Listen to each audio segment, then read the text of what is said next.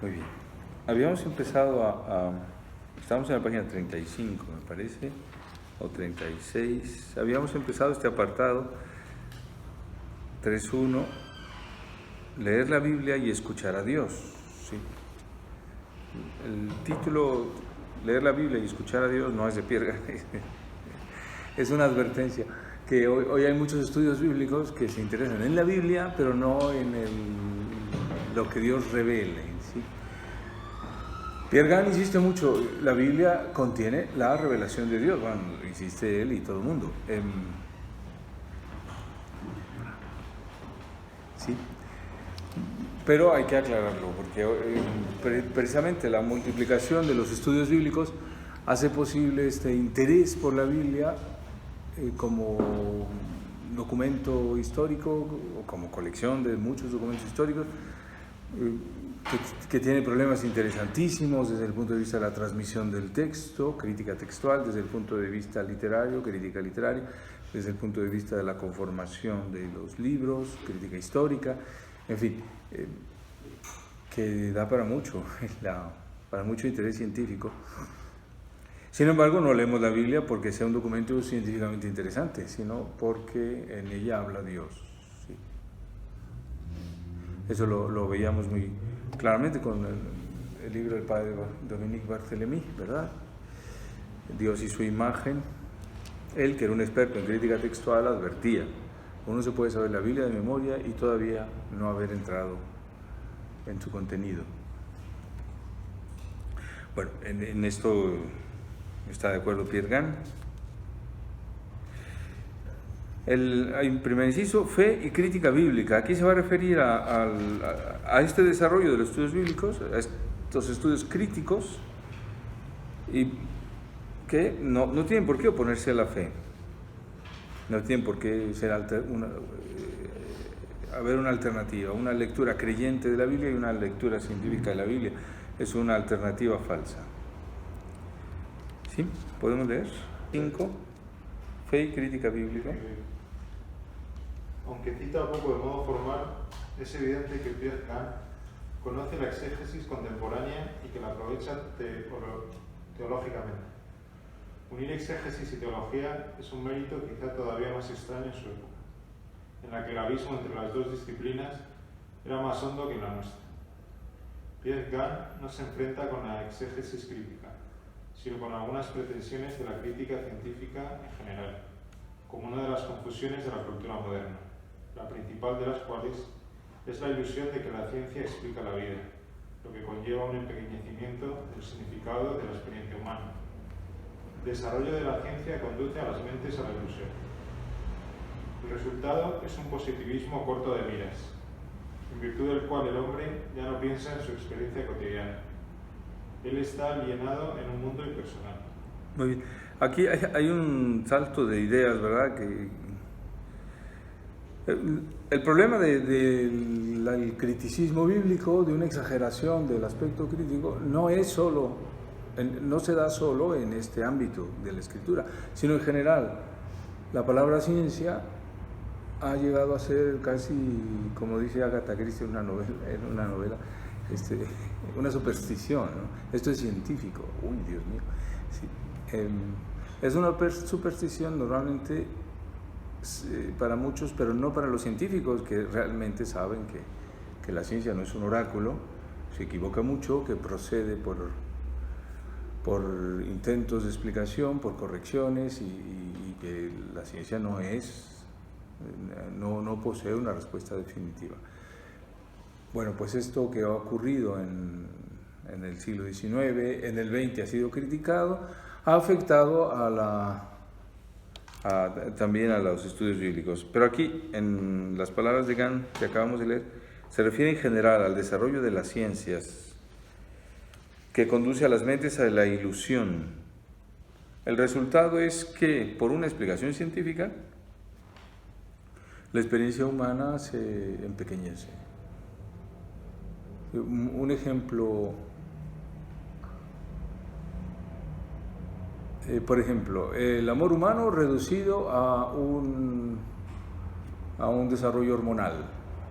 Bueno, pues es una pobreza. La experiencia dice que no es así, que es mucho más rica la experiencia de amor humano, sí, que interviene el desarrollo hormonal, sí, pero es un aspecto nada más. Reducir toda la experiencia a esto es una pretensión científica que termina siendo acrítica. Esta va a ser la postura de Pierre Gane. La ciencia supuestamente crítica es muy acrítica, es muy incapaz de criticarse. Yo te pongo en clase un ejemplo parecido, porque yo escuché hace años ya en un hace ya años en un telediario que se había descubierto el gen de la infidelidad. Ajá, el gen de la infidelidad. Sí, o sea, literalmente lo escuché. Y en aquel entonces los telediarios no se lo dejaban, o sea, que eran más serios. Eso es, sí. Pues es un buen ejemplo. Sí, entonces acepta así, acríticamente. Claro, las repercusiones de eso son terribles en el ámbito moral, ¿no? Sí. Sí, eso se ha desarrollado, se ha introducido en la mentalidad moderna. Hace unos años, yo lo pongo este ejemplo hace unos años porque ocurrió hace unos años, cuando se abrió la casa de Goya en Madrid, ¿no? Y el anuncio es: descubre al hombre, destruye el mito. O sea, Goya para ti es un gran personaje. En cuanto lo conoces vas a decir, no, es tan normal como todos. Tengo que admitir a alguien. Entonces la experiencia del contacto con el arte se reduce a psicología. Sí, Goya pintaba así porque su padre, su madre, sus traumas, se entiende, se explica de tal manera que la experiencia se vuelve pobre. Es lo que pasa con el famoso libro El gen egoísta, que estuvo de moda hace unos 5 años o más, no sé, más. Pues, a esto se refiere Pierre Gane, que un desarrollo acrítico de la crítica científica ha afectado también al conocimiento de la escritura. ¿Sí? El empobrecimiento del horizonte vital, restringido por el rigorismo metodológico científico, es desde luego también un empobrecimiento de la razón. Nuestro mundo actual ha nacido una confusión mortal entre la racionalidad científica y técnica, y la razón, o mejor, lo razonable. Este mundo terriblemente, profundamente racional, es un mundo insensato, irrazonable, porque la razón, la responsabilidad humana, la crítica ejercida por la libertad, es una cosa bien distinta de la crítica ejercida por la racionalidad. La racionalidad erigida en criterio supremo hace a un lado el compromiso verdadero con lo real. Muy bien. Aquí hay una postura de Gane. La crítica en realidad la ejerce la libertad, no solo la razón. Sí, es la postura clásica de San Agustín, de Pascal, el corazón de Pascal que conoce, que tiene razones que la razón no conoce. No se trata de privilegiar la afectividad por encima de la razón, no, es más bien el corazón en el sentido bíblico, es el centro de la persona. Cuando se conoce la verdad, uno se compromete con ella, con todo su ser, con todo nuestro ser. Esto es conocer. Sí, el ejercicio puramente racional, aislado de la libertad, es una abstracción que termina siendo inhumana. Entonces, así es como un ejercicio técnico, un ejercicio, como he dicho, de rigorismo metodológico, racional, puede ser muy insensato, muy irracional, nada razonable.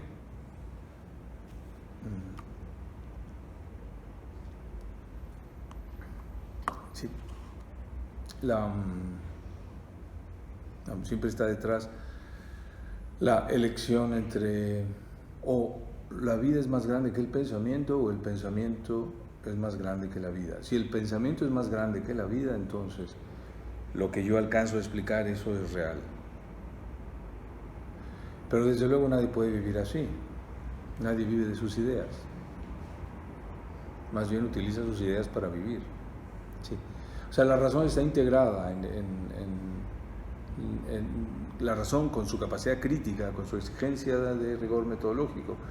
Todo eso está integrado en la capacidad del hombre de encontrarse libremente con la verdad. Por eso dice que la crítica ejercida por la libertad es una cosa bien distinta de la crítica ejercida por la racionalidad.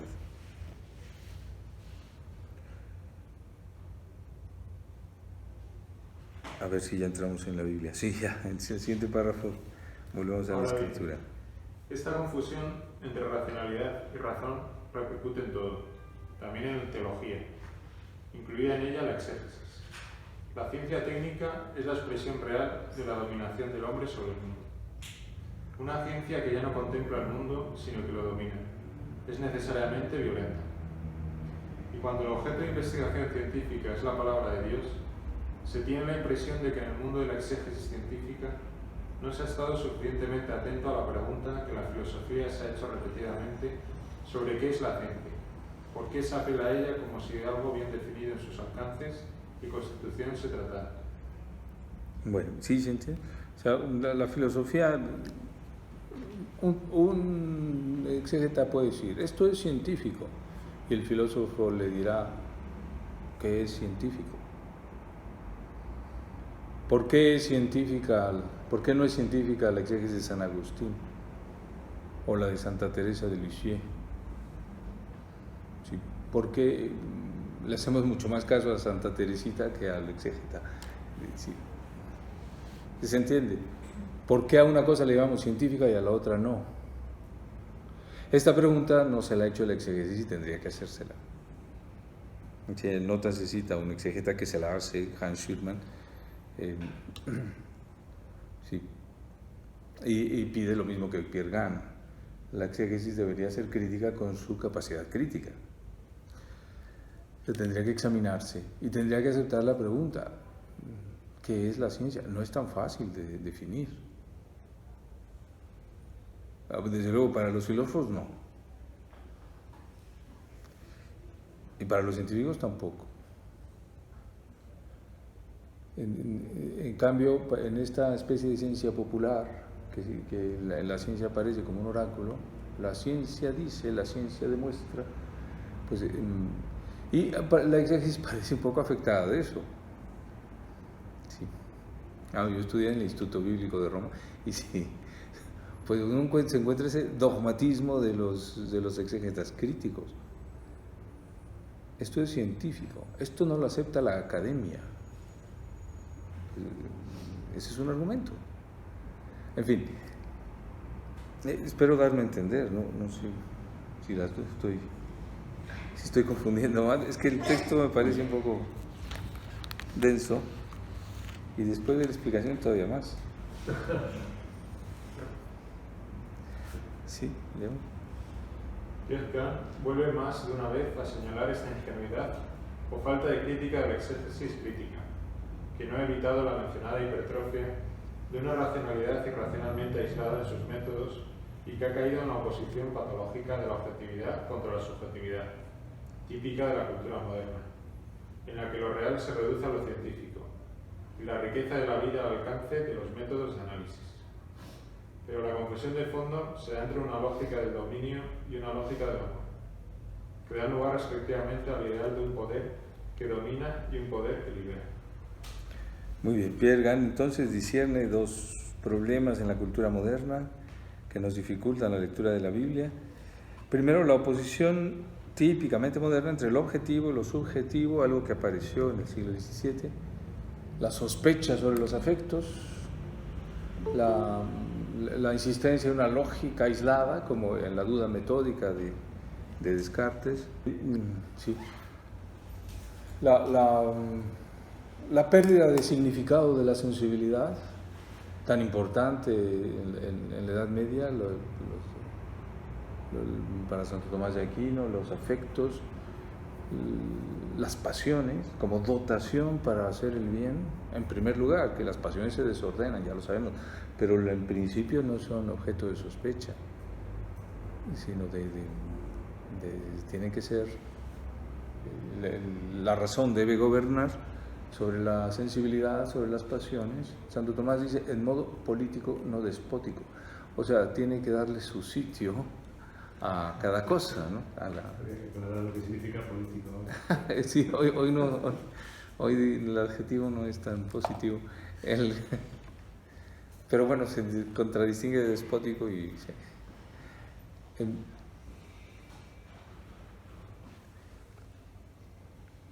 Sí, esa oposición entre subjetivo y objetivo es típica de la cultura moderna y ha llevado al desarrollo de una ciencia que no tiene que ver con la vida. Entonces la vida se desarrolla aparte.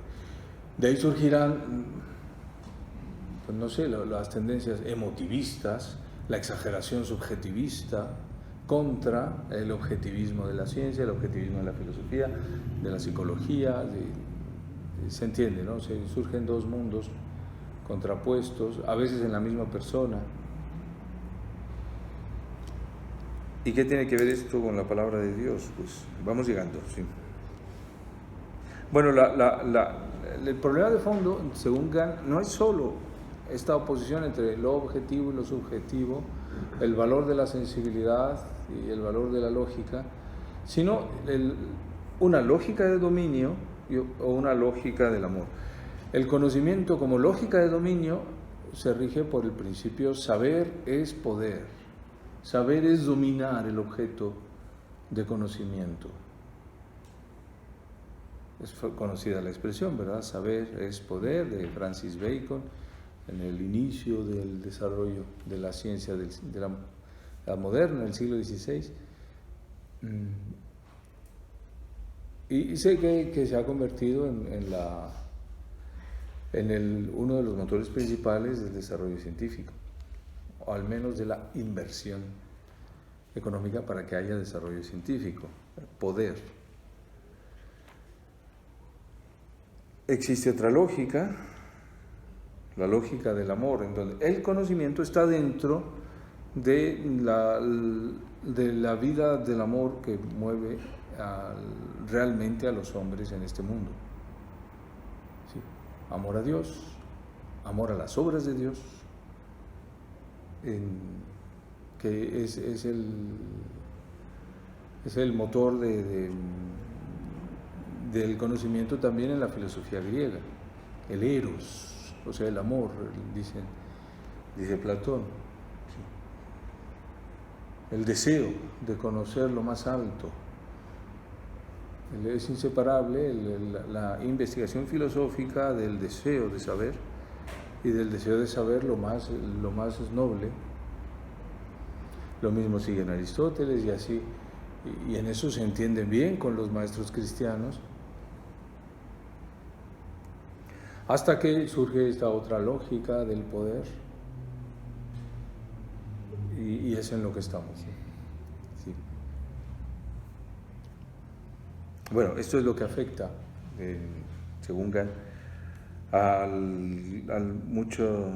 la orientación de los estudios bíblicos. ¿Sí? Si existe únicamente el poder del dominio, es el fin de todos nosotros, porque este poder lleva a la deshumanización sin reservas. Debemos descubrir otro poder que no sea el del dominio. La más alta meta de la revelación bíblica consiste en ofrecer ese poder. El poder químicamente libre de toda ansia de dominio tiene un nombre: Dios. Cuando Pablo dice que la cruz de Cristo revela el poder de Dios, esto es literalmente verdadero en la experiencia de fe. Muy bien. Bueno, aquí se ve el problema de la lógica de dominio no es solo de la ciencia moderna, es la frialdad de la lógica cuando el pecado ha retirado a Dios. Entonces, por un lado el miedo, lo primero es el miedo a la existencia, después el ansia de poder como protección contra lo que produce miedo, se conozca o no, o en el fondo contra esos miedos desconocidos, el miedo a la existencia. Surge la necesidad de tener más porque el miedo es poderoso, ¿sí? No se recibe ya el mundo como un regalo, como Dios lo ha creado, como una expresión del amor de Dios a los hombres, en el fondo como una expresión del amor de Dios a su Hijo, sino se pone en cuestión fundamental la existencia, el sentido de la existencia. La lógica de dominio es la duda sobre el sentido de la existencia como amor, y entonces soy yo el que debe dar sentido a la existencia porque no tiene. Bueno, esta es una de las soluciones, la solución de Martin Heidegger. No sabemos para qué es el ser, hay que darle sentido al ser. Toma tu existencia en tus manos y dale un sentido. Esto seduce hoy, ha seducido mucho. Ha seducido. Ya menos, Sigue ¿verdad? seduciendo. Quizá ya menos.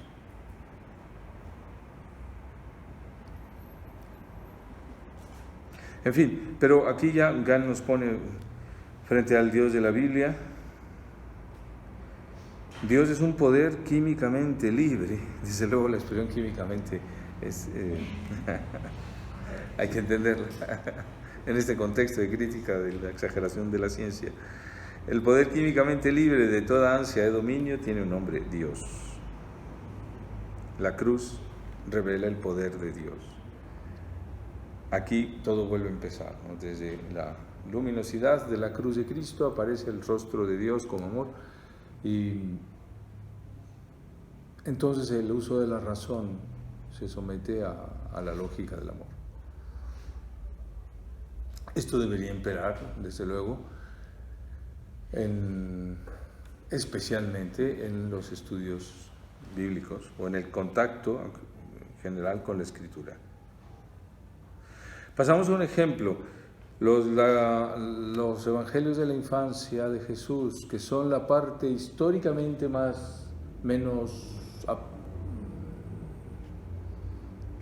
con menos testimonios que puedan apoyar, ¿sí?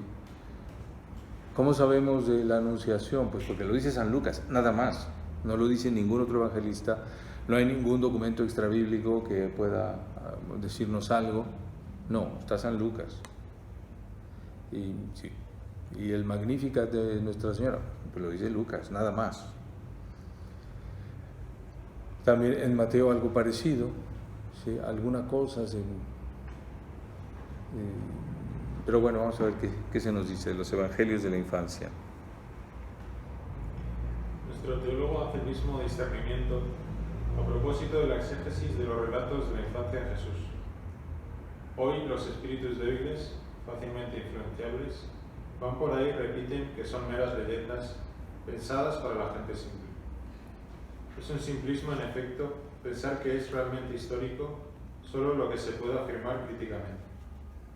Los hechos son más que su investigación crítica, y el acceso principal a la realidad histórica sigue siendo la experiencia humana o historia vivida, mientras que la crítica técnicamente desarrollada ayuda con sus resultados, de una certeza normalmente solo aproximativa.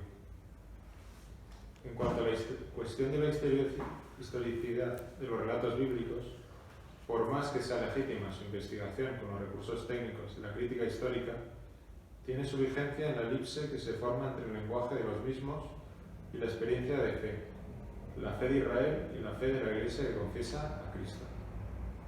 La crítica es de gran ayuda cuando no pretende tener la última palabra sobre la realidad histórica. Bueno, en fin, ¿por qué creemos que los evangelios son históricos? ¿Porque lo ha demostrado algún historiador? No, nunca. Durante siglos esto no ha preocupado en absoluto. No se hacía la pregunta. No, la certeza de que son históricos es una certeza de fe, sí. Por la experiencia de fe de la Iglesia, que conoce a Jesucristo y ha encontrado en la Sagrada Escritura el testimonio del Espíritu Santo sobre la palabra de Dios encarnada, que es Cristo. Sí. Dentro de esta aquí se llama elipse. Una elipse tiene dos focos, ¿no? Uno de ellos es el relato evangélico y otro la fe de la Iglesia que ha producido los relatos, porque Lucas, Marcos son creyentes, son miembros de la Iglesia, y la congruencia del relato evangélico con la experiencia de fe de la Iglesia que produce los relatos evangélicos y a la vez los recibe, es lo que constituye nuestra certeza. ¿Sí? Mateo nos dice la verdad cuando nos cuenta lo de los inocentes, que solo lo cuenta él. ¿Sí? La mentalidad criticista diría, bueno, pero es un apoyo muy pobre, es una tradición de una sola fuente, se diría críticamente, ¿verdad? Una sola fuente, Mateo. Eso, pues, como criterio de historicidad es muy pobre.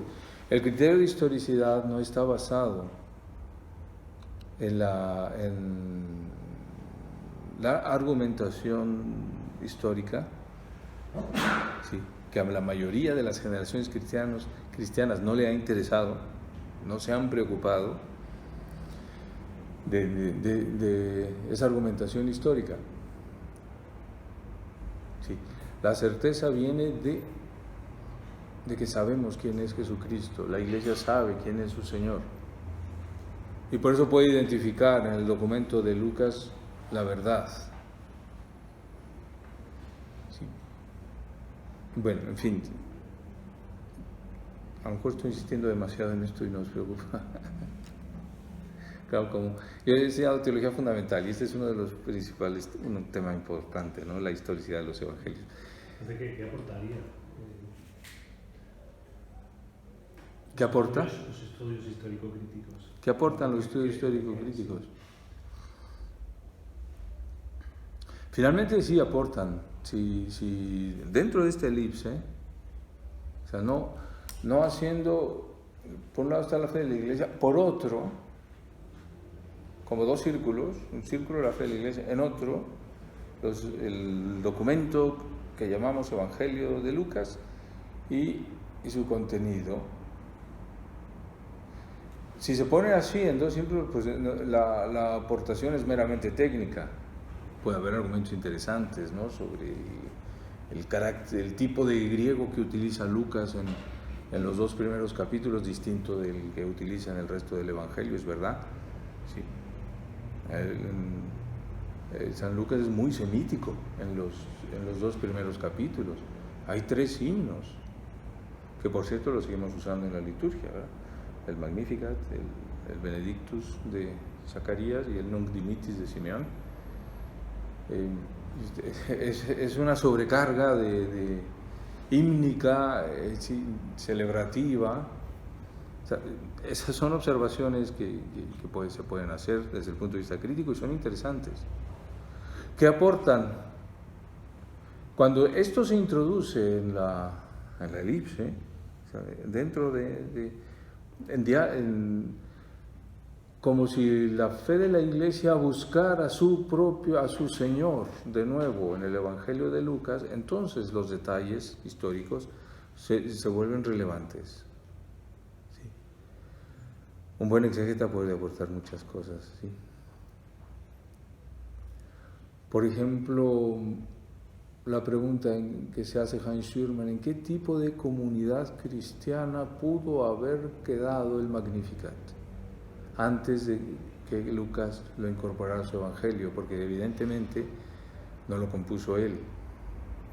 Sería difícil atribuirle a San Lucas. ¿Sí? Es una pregunta interesante, pero dentro de que cabe dentro de la elipse. Entonces uno se imagina Lucas, este griego, conociendo las comunidades palestinenses cristianas, poco helenizadas, pero pues como dice él en su prólogo, en el prólogo de su Evangelio, quiere investigar la verdad histórica. Entonces va, busca a la gente y se encuentra 3 himnos. ¿Sí? ¿Desde cuándo estas comunidades las rezan? Si San Lucas escribió, que serían los años 60, ¿desde cuándo están rezando así?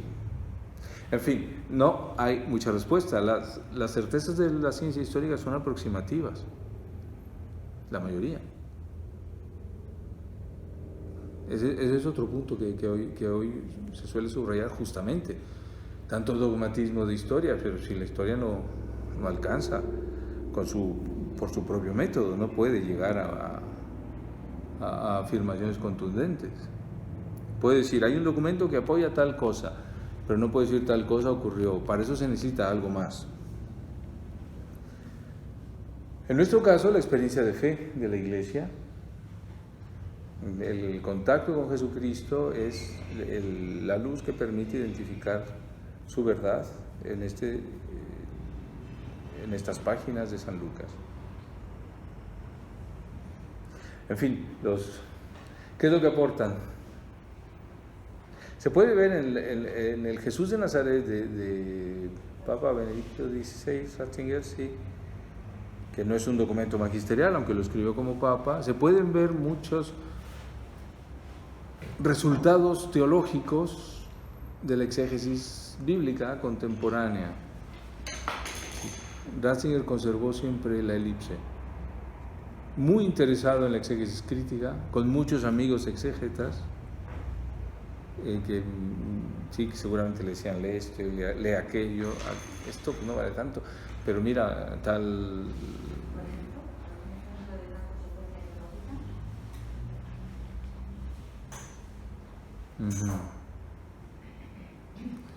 A ver, sobre los evangelios de la infancia.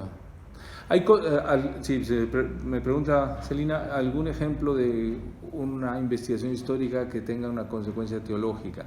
¿Alguna más apologética? Arqueológicamente se encuentra una estela en la que se puede identificar un movimiento de hombres siguiendo una estrella, sí, y por la posición, por el tiempo por la datación de la estela, por el lugar donde se encuentra, puede parecer un testimonio de lo mismo que dice Mateo sobre los Reyes Magos, los tres magos de Oriente. Sí. Bueno.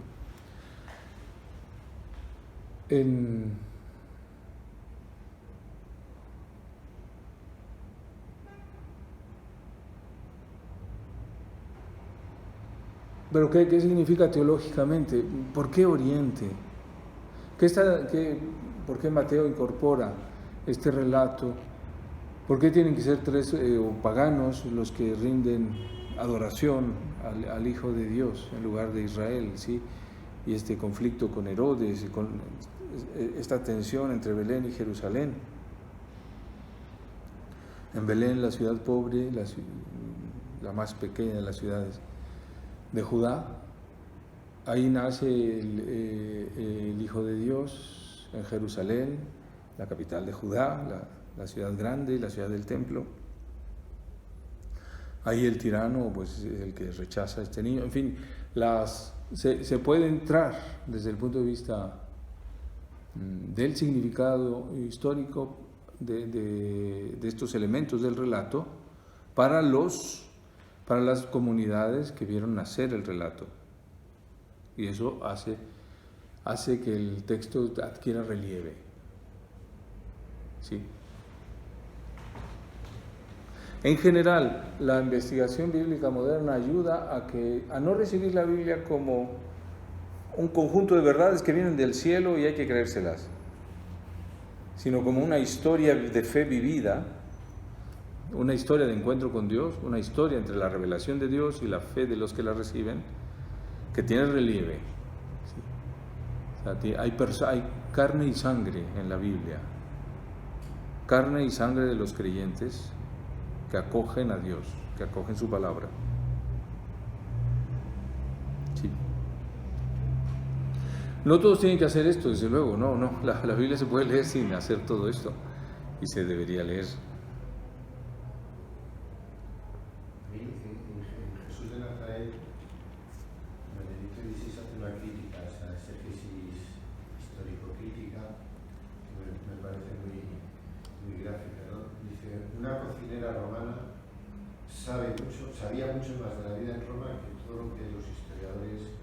quedan estudiando sobre Roma. Sí, sí.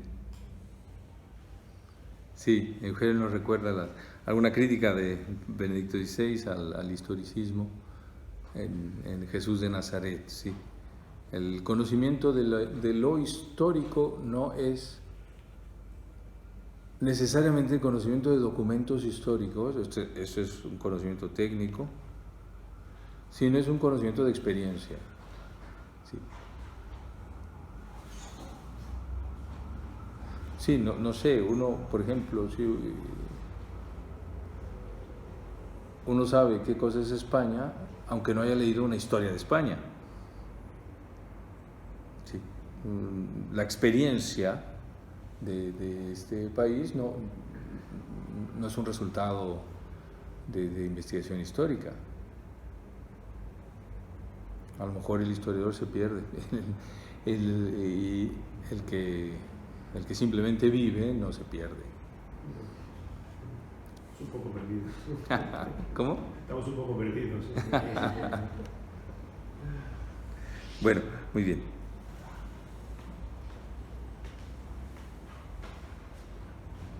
¿Seguimos?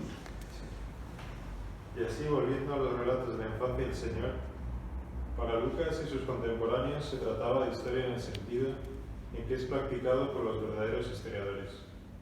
Un pasado que no solo es visto mediante documentos precisos, sino que a partir de estos, que evidentemente no pueden faltar, interiormente comprendidos es nuevamente creado.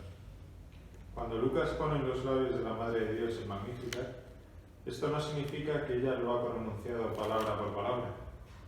Nadie ha sido tan tonto para creer eso. Pero los lectores sabían que este era realmente el estado del espíritu de la Virgen, y que si ella lo ha expresado, era seguramente en esta dirección, y no se engañó. Muy bien. Para eso es la Biblia, para volver a crear la historia, se dice, ¿no? Un pasado que no solo es visto mediante documentos precisos, sino que a partir de estos, interiormente comprendidos, es nuevamente creado. Ese pasado no es pasado, o siendo pasado, es presente. Esta es la experiencia de la Escritura, de la lectura creyente de la Escritura. Bueno, el ejemplo del Magnificat es bastante claro, ¿no?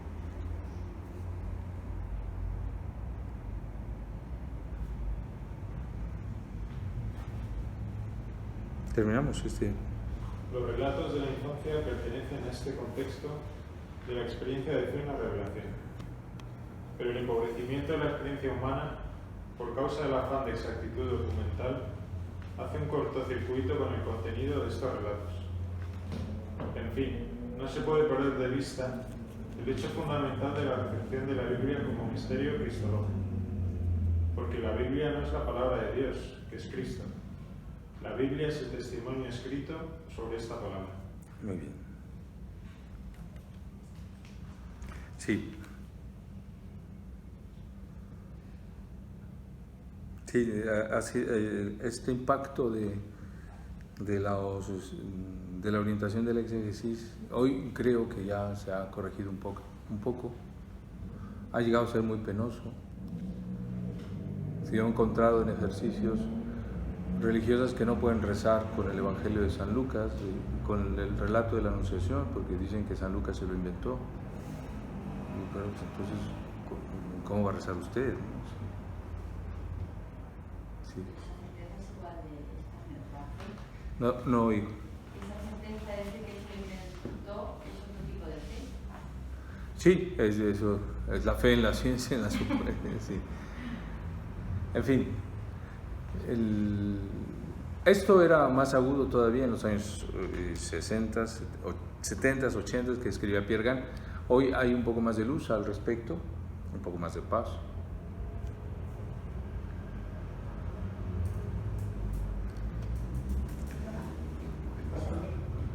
La crisis, bueno, se llama así. ¿Siempre ha habido este tipo de crisis en la Iglesia?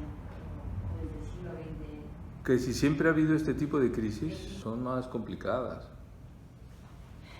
Digamos que decir que San Lucas se lo inventó, francamente es una tontería, nada más.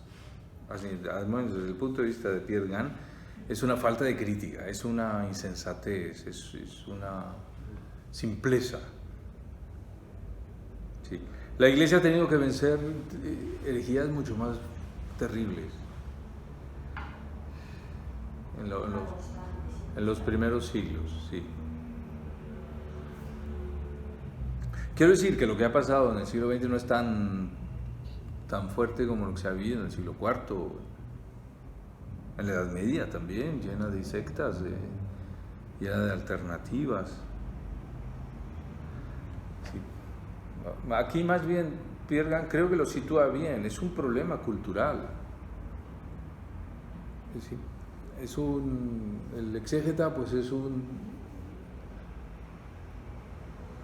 señor mal formado, ¿sí? No tiene la capacidad crítica suficiente para manejarse con tanto instrumental histórico. ¿Sí? Es un problema de educación. O sea, ha sido muy grave, no sé. O sea, lo lamentable es que todo el movimiento bíblico del siglo XX ha sido muy importante. Ha dado muy buenos resultados y todas esta problemática crítica le ha restado eficacia. Sí, hoy leemos la Biblia, tenemos Biblias en casa y críticamente muy bien hechas. Eso es fruto de este movimiento bíblico. Sí. Hoy, no sé, la Biblia de Jerusalén, las introducciones, las notas, algunas son documentos muy, muy valiosos para orientar la fe. Eso no lo teníamos, no existía antes. Subraya que de entrada falta la actitud ante una palabra sagrada, falta el sentido de lo sagrado. Bueno, creo que lo dices más adelante, ¿no? De Claudel, ¿no? Leerla de rodillas. Sí, le falta eso, leer de rodillas. En general, en la óptica de Gane es un problema de nuestra cultura. Hemos perdido esto en general. El respeto por los misterios que constituyen nuestra existencia, que nos rodean, en donde se anuncia a Dios de muchas maneras, según la lógica de Claudel, ¿no? Que el hombre en el contacto con el mundo entra en contacto con Dios inseparablemente. El haber cercenado la profundidad de la experiencia humana produce esa frialdad en el trato en general con el otro, sea Dios, sean los hombres. Con lo otro, la lógica de dominio no se detiene ante la dignidad, sino que atropella, si puede, si le dejan. Sí, en ese cientificismo de espíritus débiles, parecido como lo mismo que en el origen, parece que el Big Bang, sin saber lo que es, lo explica todo. Eso es. Parece que en el presente lo que explica todo es el cerebro. Tu cerebro te dice, tu cerebro te manda y me dice, ¿y yo? O sea, ¿dónde está ahí el yo? Es un testigo mudo de lo que el cerebro está haciendo con uno. O sea, desde el punto de vista lógico, filosófico es una barbaridad, pero funciona muchísimo en las explicaciones que dan los jóvenes ante la realidad. Exacto, eso es lo que es la racionalidad técnica de la que hablaba al principio, ¿sí? Este uso de la razón contra la razón, este uso irracional de la razón. No hay misterio, ¿no? Sí, eso vendrá después. Que empezar a hablar de Chesterton, no he dicho nada. Dios mío, sí. Ay, pobre Chesterton, se nos olvida. Sí, Eugenio dice que no está tan seguro que ya estén más serenas las cosas, que tal vez lo que ha ocurrido es que hay más indiferencia, menos interés, que simplemente se da por descontado que si la Biblia es palabra de Dios, da igual, no interesa mucho. No es que se vaya en contra, sino que simplemente no interesa. Bueno, puede ser en gran medida. Quiero decir que a nivel de la teología, hoy hay más recursos, ¿sí?, para superar esta separación entre ciencia histórico-bíblica y teología o fe. Sí, hay más aportaciones muy buenas, ¿sí?, de ambos lados, desde el lado del exégesis, desde el lado de los teólogos. Que eso llegue a constituirse en una buena teología, en una buena catequesis, pues sí, es otra cosa. O en una buena predicación, pues hay un paso, no es tan fácil. ¿Sí? Por eso es importante, yo creo también que los laicos sepan, tengan un trato con la Biblia y no permitan que se las traten de cualquier manera, ¿no? Sí. En un sermón insensato, en misa, ¿qué debería hacer un laico? Según Balsar, marcharse. ¿Ah, sí? Sí. Ya cumplió el precepto dominical, el que no lo cumple es el cura. Entonces él se va. Pues porque está diciendo, uno va a celebrar la fe, no a discutir. No a una discusión contra la fe. Si el sermón es muy insensato, quiero decir. Sí. Bueno, no sé. Eso es. Se dice de la señora Anscombe, no sé si sabéis quién, una profesora de Oxford de lógica católica, era muy combativa en los años 80. ¿Sí? Fue a misa, escuchó y el siguiente domingo repartió octavillas. Es dudoso que esta misa sea válida.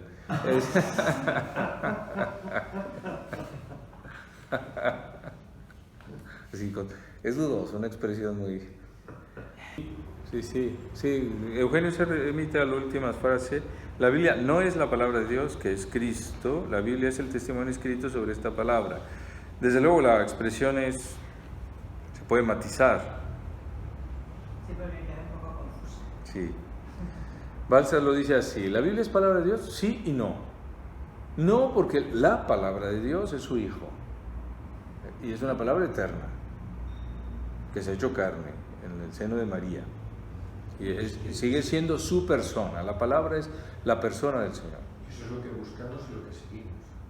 Sí. No enredarnos con las palabras. Esto es fundamental. Ahora, ¿qué relación tiene esta palabra de Dios, que es la persona del Señor Jesucristo, y la Biblia, a la que llamamos también palabra de Dios? Es el testimonio escrito, la Biblia es el testimonio escrito, pero escrito por el Espíritu Santo. Por eso son inseparables los dos sentidos de la expresión palabra de Dios. No hay una separación adecuada, no hay Jesucristo sin Biblia. Pero la Biblia no es el Hijo de Dios. Sí, por eso Benedicto XVI usó en Verbum Domini la exhortación sobre la palabra de Dios, la expresión cristología, cristología de la palabra, refiriéndose a este misterio. La palabra, que es la Biblia, contiene la única palabra que es Dios. La palabra que es Dios, que es el Hijo de Dios, no la conoceríamos sin las palabras humanas que están en la Escritura. Sí. Es una dialéctica hermosa, el mejor sentido de la palabra dialéctica entre los dos sentidos de la palabra. Sí. Ahora que se acerca Navidad, podemos recordar la expresión del verbum abbreviatum, que usa también Benedicto XVI. Es una expresión que usa la tradición. Verba diffusa in scriptura. Las muchas palabras difundidas en la Escritura se han concentrado en una sola. Verbum abbreviatum o verbum brevissimum, en un niño, en el seno de María. Pero Pero hay más, ¿no? esta única palabra, esta brevísima palabra, que está en el cuerpo de un niño, en el seno de su madre, contiene todas la gran cantidad de palabras de la Biblia entera. O sea que la Biblia es la palabra de Dios, pero no agota a Cristo, ¿no? Ujú. Muy bien. Es una manera de pensar. Sí. Es que si no es, yo no la entendía tampoco esto muy bien. Sí, la expresión puede ser matizada de este modo. Claro, Gant quiere subrayar que la palabra es Cristo y que leer la Biblia sin encontrarse con Cristo, pues Escuchar a Cristo no tiene mucho sentido. escuchar. Sí. Bueno, ahora en nuestro tema bíblico volvemos a Paul Claudel, que el hombre vivió con la Biblia en la mano a partir de su conversión. ¿Sí? Bueno. La inteligencia y la escritura según Claudel. De nuevo está en su libro sobre Claudel, donde Pierre Gant, en sintonía con el gran poeta de la Biblia, expresa su modo de sentir respecto de la escritura. En efecto, dejando la crítica, nuestro teólogo se refiere positivamente al modo creyente de leer la Biblia. En primer lugar, con toda la tradición, la Biblia es un misterio de la fe. Es el testimonio del Espíritu Santo sobre Jesucristo. Llegó el día en el que Claudel empezó a nutrirse casi exclusivamente de la Biblia. Es necesario no solo leerla una o dos veces, hace falta vivirla, hace falta habitarla. Claudel habita la Biblia a la luz de la fe católica. Él cree, como todo católico, que la Escritura tiene por autor al Espíritu Santo, que ella está por entero centrada en el misterio de Cristo, que en consecuencia ella no encuentra su suprema unidad inteligible sino en Jesucristo, que uno de los resortes esenciales de la comprensión de Cristo es la unidad de los dos testamentos. Conocer la Biblia es leerla en Cristo, en la fe de la Iglesia. Muy bien, sí. Claudel escribe sobre el libro de Ruth, sobre muchos pasajes del Antiguo Testamento, sobre el Cantar de los Cantares, ¿sí? Y con una alegría, una vitalidad propiamente cristiana, ¿sí? Él conoce muy bien la Escritura, conoce este juego entre los dos testamentos que es maravilloso, es muy luminoso. Cuando uno descubre la unidad de la Escritura, es cuando se vuelve imprescindible. ¿Sí? Las dos tablas del díptico tienen una belleza única. El Antiguo Testamento dando testimonio de Cristo, Cristo atrayendo hacia sí las palabras del Antiguo Testamento. Como dice Adrián Fonsfay, la palabra se hizo carne porque Cristo prestó su carne a las palabras del Antiguo Testamento para que tuvieran plena realidad. ¿Sí? Todo en Cristo todo el Antiguo Testamento en Cristo se vuelve máximamente real. Es decir, adquiere su sentido final. Pero no podemos quedarnos con este sentido final, con el Nuevo Testamento, y olvidarnos del Antiguo, porque entonces perdemos a Cristo. Necesitamos el juego de los dos testamentos. Sí. La concordia discordance, que dice la tradición, la concordia de los dos testamentos, que es discorde en algunos puntos, porque hay un cambio, ¿sí? O sea que no es una síntesis fácil. A veces se enseña así, sí, Jesús el nuevo Moisés, Jesús el nuevo Elías, Jesús, pues sí, pero es más complejo que eso, más rico, más variado, tiene 1000 expresiones, como aquello de Santa Teresa, ay, qué Señor nuestro que con una palabra dice 1000. Sí, claro, ella estaba meditando el Cantar de los Cantares y le surgen 1000 cosas en cada versículo. Pues esto lo conoce Claudel, a esto se refiere Pierre Gant, porque ha encontrado la clave de la Biblia, que es Jesucristo. Sí. Hay que hablar de una lectura de la Biblia que es siempre actual, porque es lectura espiritual que se encuentra con el pensamiento del Espíritu, que ha hablado por medio de los profetas. Lectura litúrgica que no es otra cosa que el misterio de Cristo presente entre nosotros. En efecto, por el misterio litúrgico y sacramental, Cristo se hace el contemporáneo absoluto de todas las generaciones.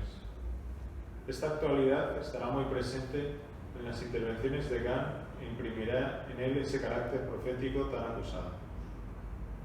Pero si en todo esto Claudel no es sino un cristiano, más que se esfuerza en vivir la verdad de la Escritura, él ha querido ir más lejos en el mismo sentido. No solo conocer con A en la Biblia, sino conocer con A, poéticamente en el misterio de la Escritura. Todo lo que la ciencia deja de lado, lo individual, lo concreto, el color, el acuerdo, la belleza, el humor, el fin último y la comprensión innata en todos de este fin, la fe nos lo hace comprender. Eso es. O sea, todos los detalles de la Biblia son interesantes para Claudel, lo concreto, el color, el acuerdo. Sí, en sus comentarios bíblicos encuentra muchas cosas así, ¿no?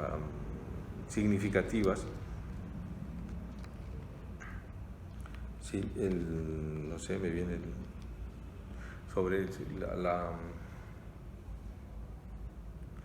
sus reflexiones sobre los pueblos cananeos. ¿Qué nos interesan los pueblos cananeos? Creo que poco.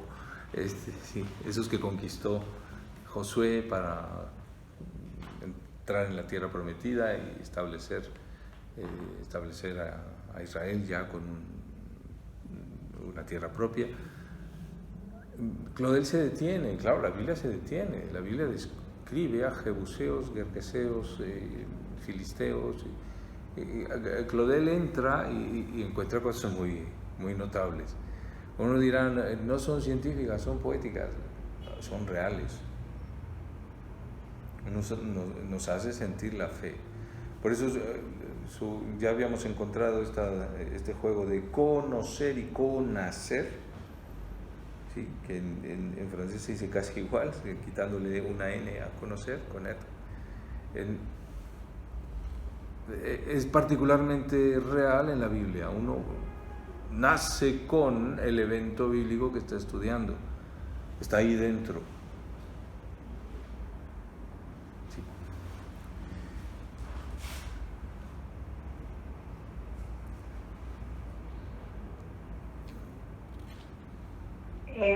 No sé si puedo decir algo. Sí, Sara. Baltasar, disculpen que no estoy con el video, pero estoy de vacaciones. Ah, muy bien. Y no, bueno, me hace acordar un poco a Baltasar, esto del color,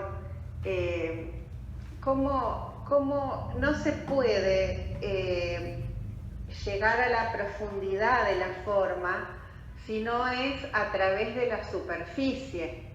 O sea que la profundidad está en la superficie y el arte, la poesía, la pintura, permiten este conocimiento que no es el científico propiamente, pero que nos ayuda a llegar a través de la superficie a la profundidad. Sí.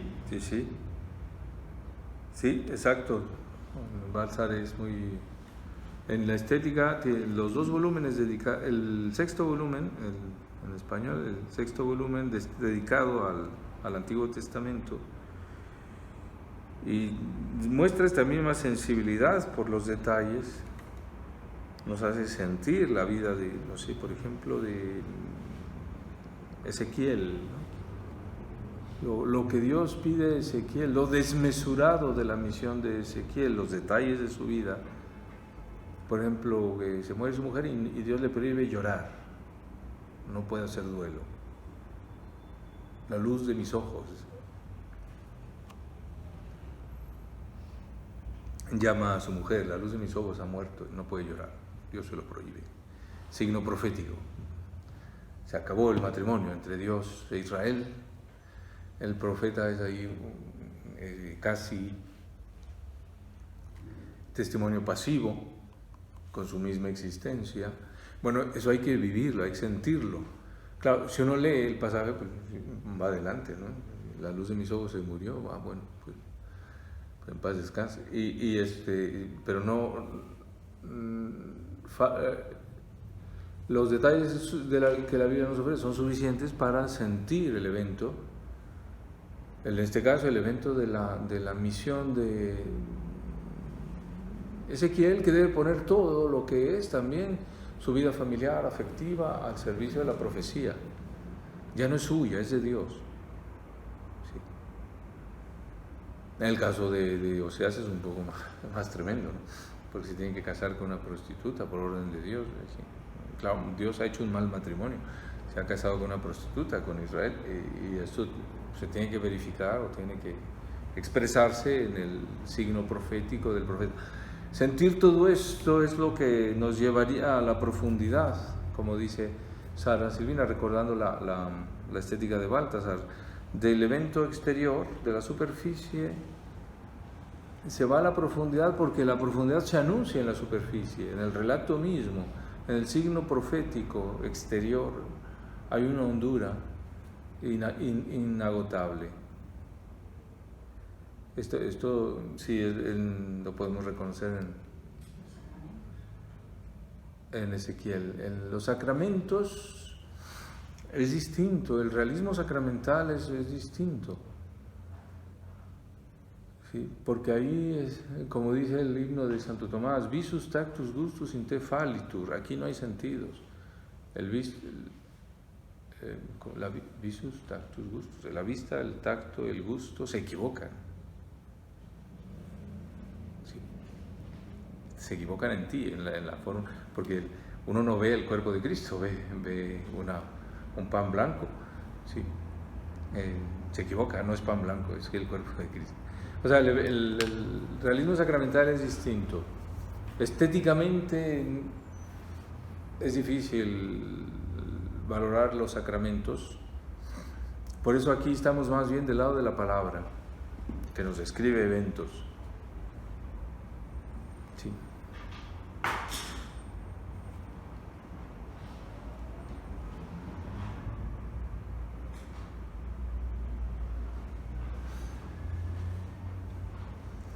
¿Seguimos? Nos parece que todo el recurso en los textos escriturísticos de las conferencias de Gant tienen esta cualidad de la vitalidad de las figuras bíblicas concretas a las que se refiere el poeta.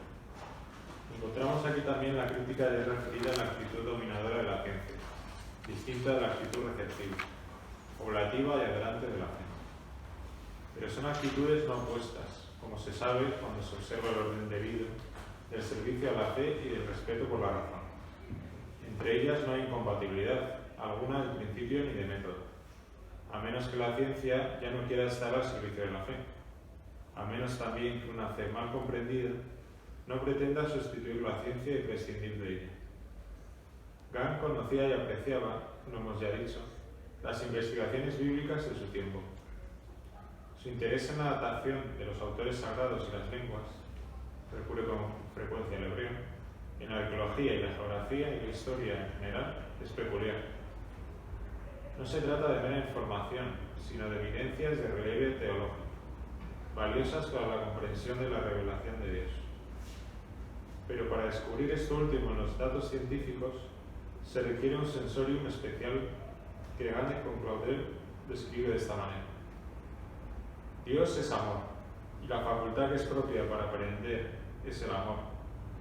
Se trata de entrar con simpatía, simpatia, empatizar, sentir con, en un mundo de signos, de figuras y de parábolas, de trabajar el Edén de la palabra de Dios, de buscar y cavar, de ponerse en estado de inducción espiritual, en una palabra, de valerse de la dialéctica de la libertad, de la alegría y del humor, en un sentido completamente nuevo, porque se trata de la revelación del amor liberador que se hace cargo de la historia, es decir, de la situación fundamental que es la condición del humor divino, a saber que la irrupción de la libertad trascendente de Dios se va a imprimir en la historia mediante la desproporción constante, y en cierto modo infinita, entre los fines perseguidos y los medios empleados. Sí, bueno, en fin. La idea fundamental creo que se entiende, ¿verdad? Dios es amor y se necesita amar para poder darse cuenta de lo que nos cuenta la Biblia. Se trata de sentir con ella. El amor hace que la lectura empiece a adquirir el relieve de la vida. O sea, estamos recreando lo que ahí se dice, estamos viviendo, sobre todo la dialéctica de la libertad, o sea, la libertad de Dios que ama a los hombres, la libertad de los hombres que responde a Dios o no, sí, la insistencia de Dios, el dolor de Dios, la alegría de Dios, el buen humor de la situación, sí, de una alianza que no termina de resultar bien, pero a la que Dios, no queriendo renunciar, no puede renunciar. En fin, esto es la Biblia, está llena de estas tensiones, está llena de libertad, alegría y humor, según Claudel. Sí.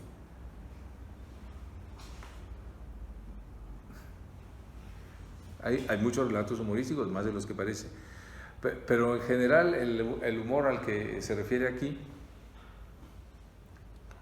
no es el de un relato u otro, sino lo incongruente de la situación, lo incongruente de que Dios haga alianza con esta tribu salvaje, como dirá un poco más adelante, de Hebreos, ¿sí?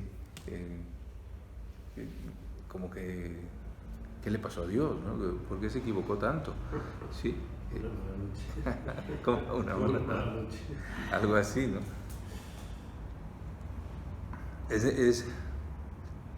Para que lo Claudel es una clave de la Biblia, la alegría de Dios.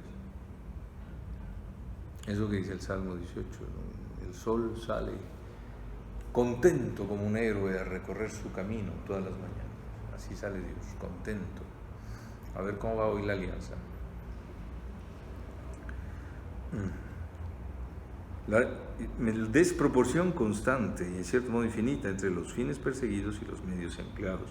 El fin de la alianza y los medios son la respuesta de reyes, profetas, pueblo, sacerdotes. Los sacerdotes se corrompen, abusan de sus privilegios. La tribu de Leví, la tribu sacerdotal, tiene privilegios. Si el templo pierde sentido, entonces, ¿ahora qué hace Dios? Si les ha regalado un templo, pero el templo ya no funciona como debe ser, habéis transformado mi casa en cueva de ladrones. Pues todo esto es complicado para Dios.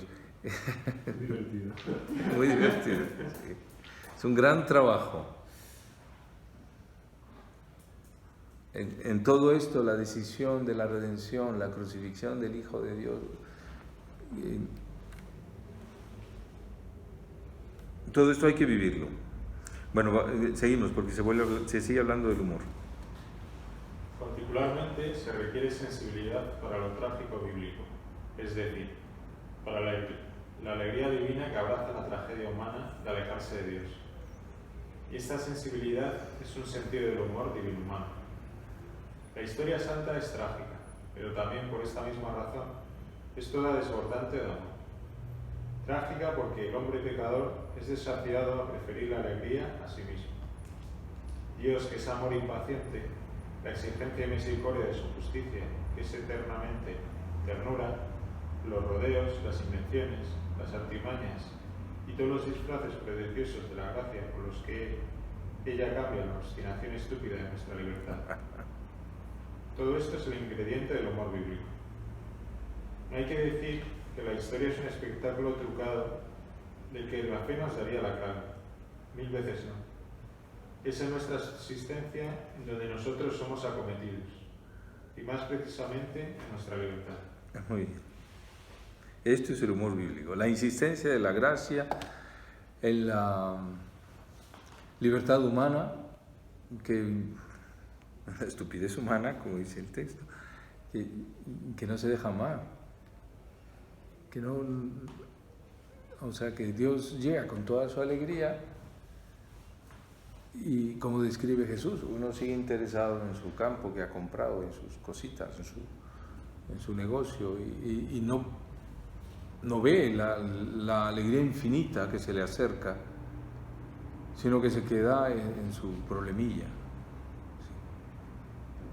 En la Biblia es el constante embate de la gracia, la constante insistencia de Dios de proponer su gracia de mil maneras a ver si nos engaña y nos convence. ¿Sí? Como, bueno, aquí es lo que dice aquí, ¿no? Las artimañas, las invenciones, las artimañas, los rodeos, todos los disfraces prodigiosos de la gracia por los que ella cambia la obstinación estúpida de nuestra libertad. La Biblia está llena de esto, desde la historia de Abraham, cómo engaña a los egipcios, cómo se sale con la suya en distintas circunstancias, como el engaño a Jacob de su mujer el engaño a Isaac para que bendiga a Jacob y no a Esaú. En fin, en todo esto Claudel es muy atento. Sí. Y también los padres de la iglesia comentaban todo eso. Recordáis el engaño, ¿no? Que Rebeca prefiere a Jacob. Esaú es el mayor, es el primogénito. Y a la hora de dar la bendición al primogénito, pues Rebeca engaña al marido que estaba ciego y hace que la bendición caiga sobre Jacob. ¿Sí? Y como era lampiño, en fin, le pone pelo de un animal para que Isaac se confunda. En fin, es un relato especialmente humorístico, ¿sí? Como la mujer se la pega al marido, ¿sí? Algo bien conocido. Pero ahí está la historia de la salvación, pues sí. Esta es la historia de la salvación. ¿Por dónde ha pasado la gracia? Se ve en la genealogía de Jesús, según San Mateo. Las mujeres mencionadas son la prostituta Rahab, la adúltera mujer de Urías, sí. Ruth la moabita, esto no tiene problemas morales, pero era moabita, no era... sí, ¿qué otra está? Son tres, sí. ¿Por dónde ha pasado la gracia? ¿Cómo la salvación se ha abierto camino? O sea que sí, que todas las triquiñuelas de nuestra vida también son como para que entendamos el amor de Dios, o sea, son... ¿Cómo? No entiendo. Sí, aquí se habla de las triquiñuelas de Dios. Claro, sí, pues todas las que nos ocurren a nosotros, que también son triquiñuelas de Dios para que entendamos su amor. Ah, sí, que lo que nos pasa son triquiñuelas de Dios, pues sí, también deben entrar ahí. A la luz de la Biblia las entendemos. Sí. Bueno, así las cosas que nos pasan en la vida. Las cosas duras, sí. En fin, en la vida hay dos opciones: o se enfada uno continuamente o pilla uno el humor de Dios. Sí. Es un humorista difícil. Es un humor complicado. Sí. A veces, sobre todo. Esta es la solución de Claudel. A él en la vida no le fue del todo bien, el matrimonio fue difícil. Pues sí, la vida es difícil. Y pensar el idealismo de yo soy cristiano, las cosas van a funcionar perfectamente. Sí, estoy casado, el sacramento del matrimonio me pone orden y esto es una maravilla, ¿no? El amor cotidiano. Y luego los hijos, pues, uy, los hijos, qué maravilla, los hijos. Sí. Luego a algún padre le vienen los hijos, qué maravilla, ¿no? Vuelven las dudas de Platón de si vale la pena tener hijos o dedicarse a hacer discursos. que están más cerca del mundo de las ideas. En fin. ¿Seguimos? Toda la escritura, toda la historia bíblica unificada en Jesucristo es para Adán completamente necesaria para vivir en el principio y fundamento. Es alimento de la alabanza y la gratitud. Como ya veíamos, para que así sea, Gad nos pone ante una página del poeta en la que se describe nuestro trabajo con la escritura y sobre todo el trabajo de la escritura en nosotros. Sobre lo primero hay que leer y meditar, los resultados variables de elaboración y de asimilación. Muy bien, esto es leer y meditar, es nuestro trabajo con la escritura. Pero luego es la escritura la que nos trabaja y es lo que se describe en el texto. ¿Sí? Pero en el segundo tiempo ya no somos nosotros los que actuamos, sino que las palabras introducidas actúan sobre nosotros, liberando el espíritu del que están hechas. Lo que había en ellas, de sentido y sonoridad, se convierte en verdad en espíritu y vida. Lo que había de términos se convierte en motivos. Estas palabras abren paso a través de nuestra disposición mental. Hay en ellas una cierta fuerza irresistible de autoridad y orden, pero han dejado de ser externas, se han convertido en nosotros mismos. Y el Verbo se hizo carne y habitó en nosotros, in nobis. Algo lúcido y creativo que actúa sobre lo que nuestra plasticidad tiene de más íntimo. Y no diré un golpe de fuerza, sino un golpe de suavidad, por el que de pronto se hace la paz entre una multitud de elementos discordantes y por el que nuestro caos interior se convierte en algo luminoso y sonoro. Es por su poder de convocatoria, de atracción, de recolección, por lo que reconocemos las palabras de Dios, siguiendo este texto del Evangelio. Todo lo que no recoge conmigo, desbarrama. Muy bien. La descripción a mí me parece muy útil para saber cómo se lee la Biblia. Bueno, ¿cómo se lee? Se trabaja primero. Se hace uno esclavo de la letra, hay que leer la Biblia, hay que pensar, hay que estar atentos a las preposiciones, a los verbos, a los tiempos verbales, al tipo de palabra. Hay que hacerse preguntas, ¿por qué usa esta palabra y no la otra? En fin, todo eso es bueno. Ahí la exégesis crítica ayuda mucho. ¿Sí? Como lo que decía antes de los 3 himnos de Lucas, ¿por qué los concentra todos en 3 himnos de los evangelios de la infancia de San Lucas? Del Evangelio de la Infancia de San Lucas. En fin, muchas preguntas se pueden hacer sobre este trabajo nuestro con la Biblia. Pero entonces viene la parte contemplativa, en donde ya no somos nosotros los que damos vueltas a las palabras de la Biblia, sino es la Biblia que nos da la vuelta. Sí, se convierte en nosotros mismos. Sí, lo que decía antes de Claudel no era de aquí, sino que lo de otro sitio. Dice, leamos la Sagrada Escritura, pero leámosla como la leían los Santos Padres, que nos enseñaron que era la mejor manera de sacar provecho. Leámosla de rodillas, leámosla no con intenciones de crítico, con la necia curiosidad que solo busca la vanidad, sino con la pasión de un corazón hambriento. Sí. Me parece que también usa la expresión más adelante de leer de rodillas, Claudel.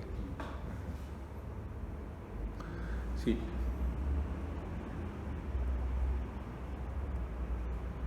Muy bien. ¿Alguna cosa que decir de este texto?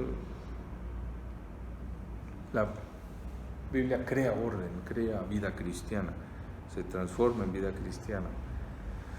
Tal vez nos falta un poco de fe en eso, porque al acentuar tanto nuestro estudio de la Biblia, nuestra parte activa, o desde el punto de vista ascéticamente yo me he propuesto leer la Biblia, o desde el punto de vista científico, ¿sí? Voy a estudiar bien las posibilidades de la crítica sobre el libro de Ruth o sobre cualquier otro. Al insistir tanto en nuestra actividad con la Biblia, tal vez hemos perdido este segundo momento.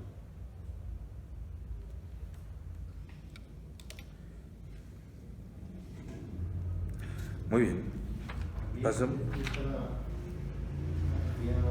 esto leyendo ahora los diarios estos de Eti Lesum. Los diarios de Eti Lesum. Eti y Lesum. Ajá. Y me parece impresionante el contacto que tiene ella con la Biblia, cómo la va transformando, cómo Dios se le mete dentro y cómo es capaz de afirmar que a pesar de toda la vida es bella cuando está camino en un campo de concentración. Y una cosa que veo es que ella va sin, o sea, en la enseñanza de la fe, la moral es lo primero que aparece. Cómo uno tiene que hacer, cómo uno tiene que comportarse, a dónde uno tiene que llegar. Y eso en ella no lo hay. Es por el camino que va haciendo cosas inapropiadas en teoría, ¿no? Se lía con uno, pero ¿cómo ese contacto con la palabra de Dios? Ya, la palabra En sí. en algo que lo renove, que al final constituye algo esencial de su vida y La la Eti y Lesum. transforma. ¿Qué? Que es un caso muy sorprendente. Una cosa a mí me parece impresionante. Sí, Eti y Lesum, una judía que murió en un campo de concentración holandesa.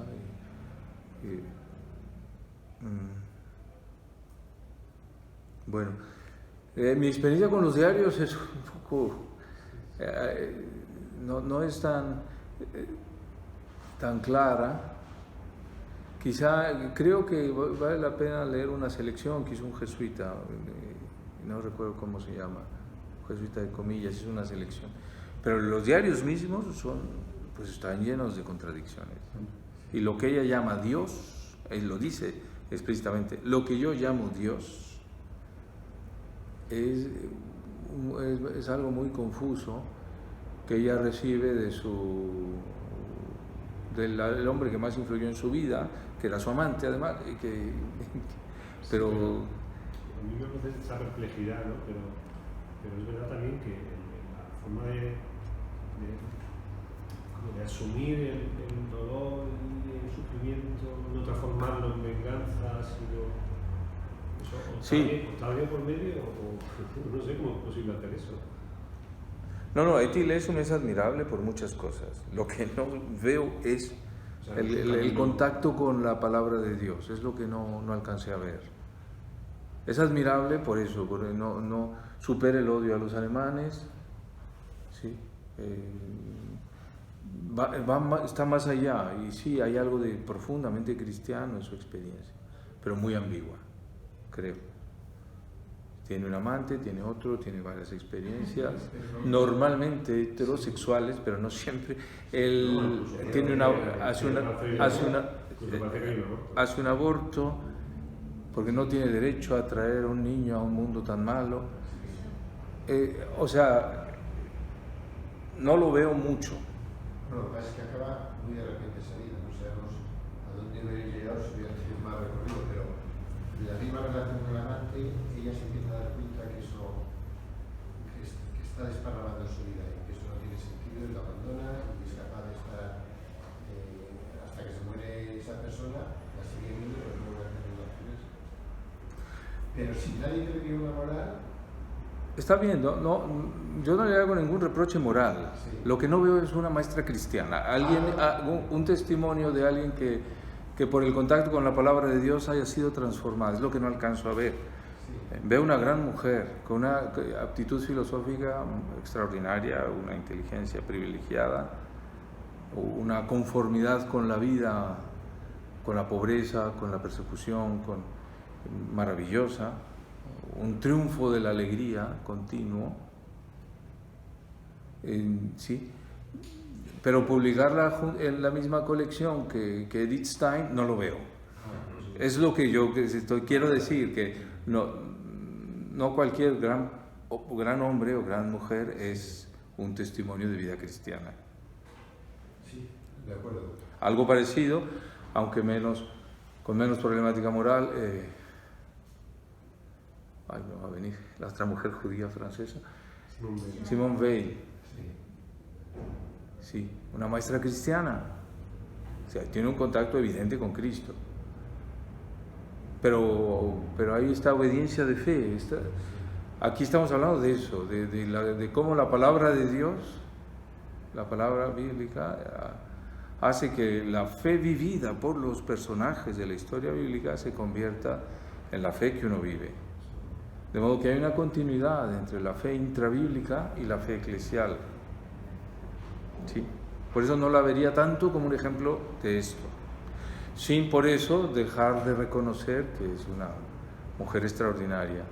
Yo aquí lo ponía como el contacto que dice él aquí, un golpe de suavidad por el que de pronto se hace la paz entre la multitud de elementos discordantes, esta mujer los tenía todos, y por el que nuestro caos interior tenía todo, se convierte en algo luminoso y sonoro.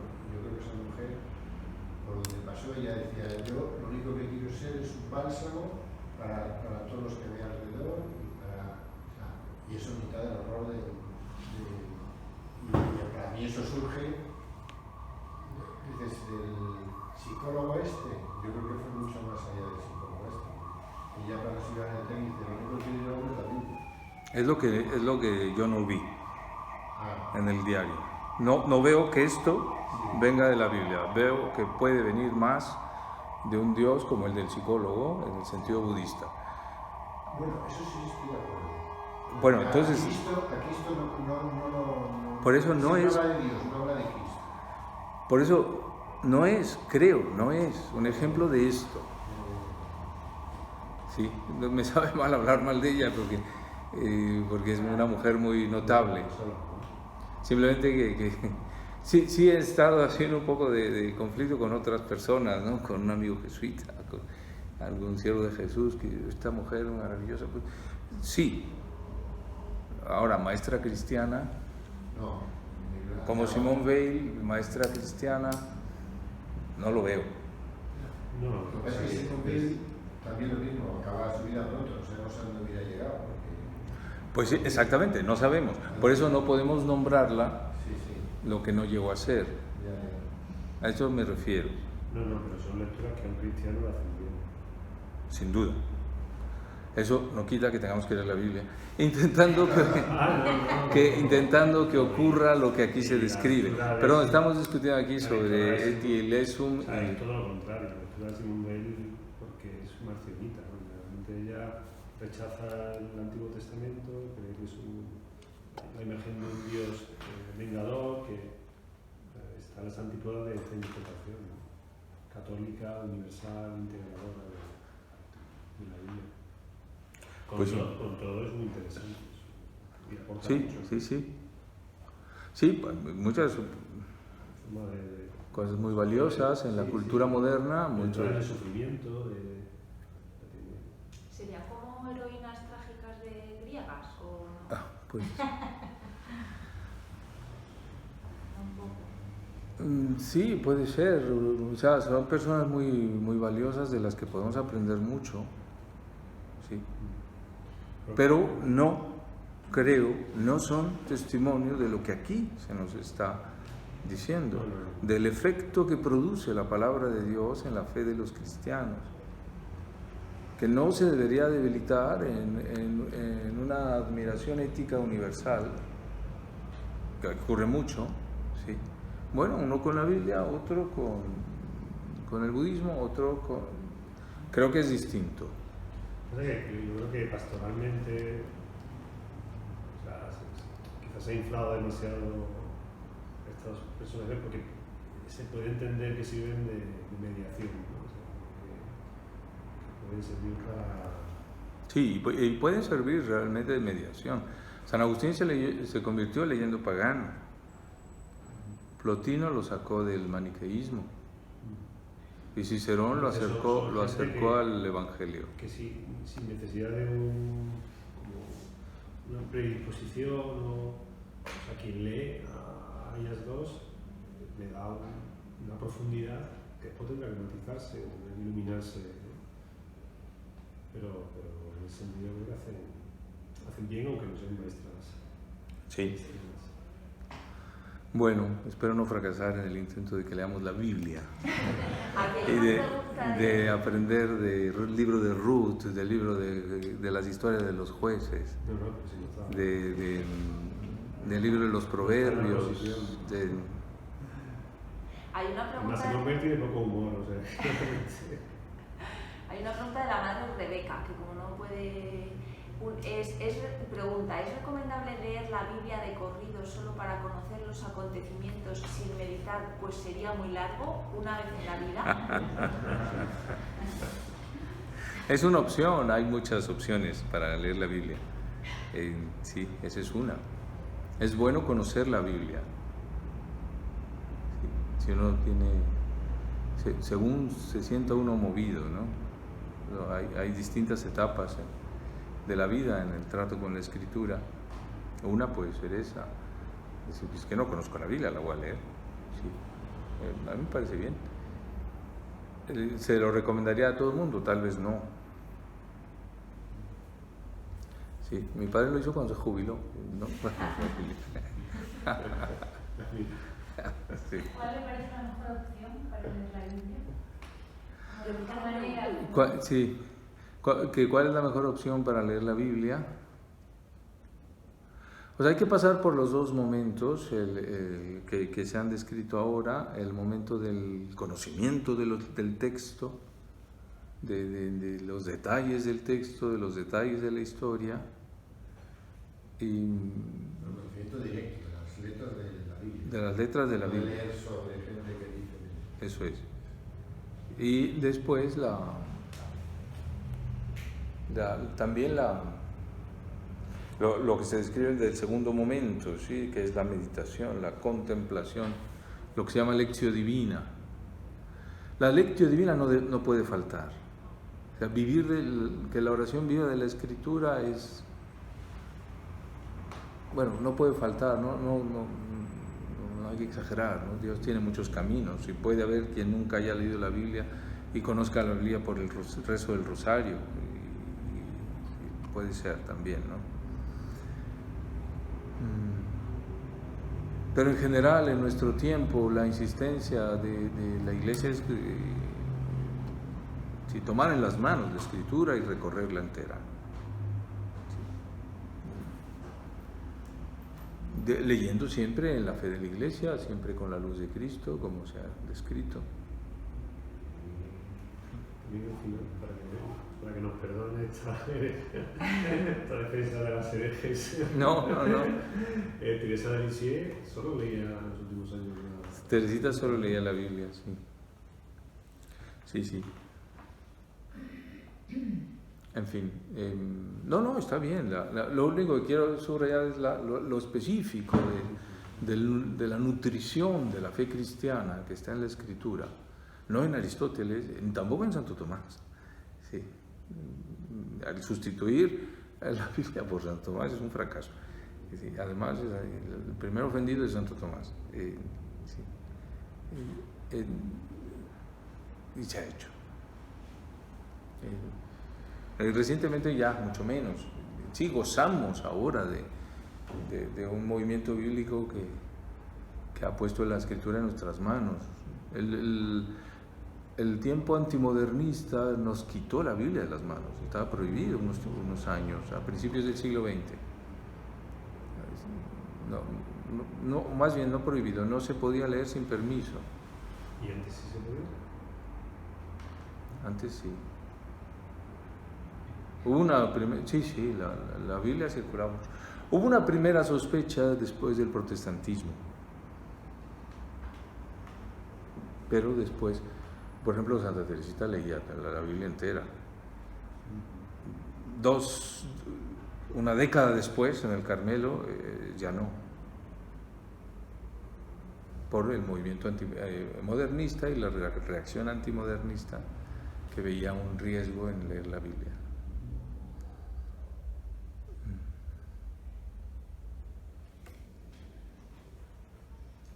Ahí me sale hacerle publi, que Teresa conoce, da igual, el libro de Dios y su imagen, o muchos libros de comentarios a la Biblia, ¿no? Que alguien, yo qué sé, a los profetas, al cantar de los cantares, a la creación. Sí. Y es que hay unos libros que ahora que, unas introducciones. Bueno, que hemos estudiado algunos años y que Adrián ha comentado un montón de libros de la Biblia y que te hace acercarse, pues eso, al Cantar de los Cantares, a Elías, bueno, yo no me sé todos, pero que pues, acercamientos a la Biblia. Sí. Los métodos en los ejercicios también. Los ejercicios ayudan mucho. Es un modo de lección divina, de conocimiento experiencial. O sea, de aprender ahí cómo se hace y ya Sí. pasa. El mejor elogio de los ejercicios lo hizo el Papa, que los aprobó.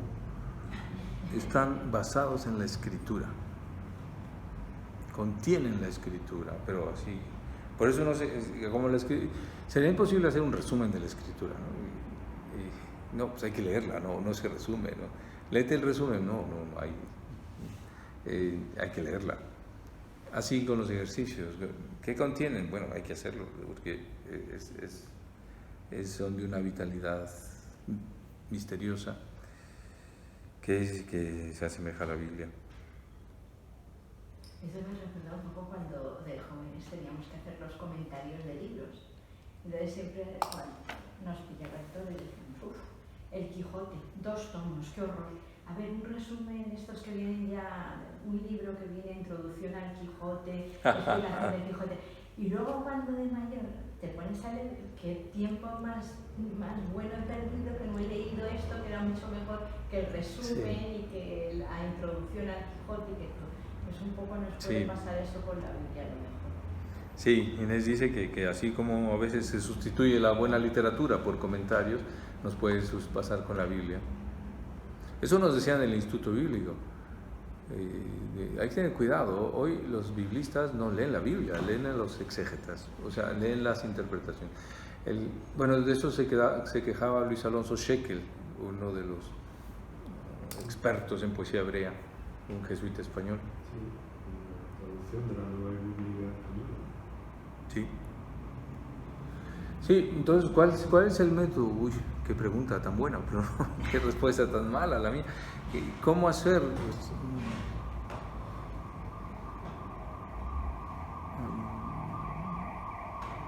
Sí, algún conocimiento tenemos que tener de los distintos libros.